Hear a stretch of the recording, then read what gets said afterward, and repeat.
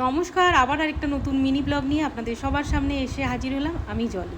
আজকে সকাল থেকে বেশ ল্যাদ লাগছিল, তাই বাইরে একটু ঘোরাঘুরি করছিলাম।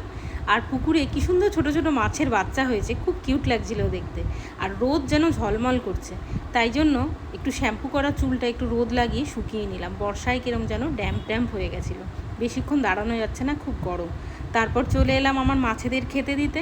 এই কাজটা কিন্তু প্রত্যেক দিন মা করতো, মা নেই তাই এখন আমি করছি। আর এদিকে আমার পাখিদেরও খেতে দিতে হবে, সূর্যমুখীর বীজ হলো ওদের খাবার।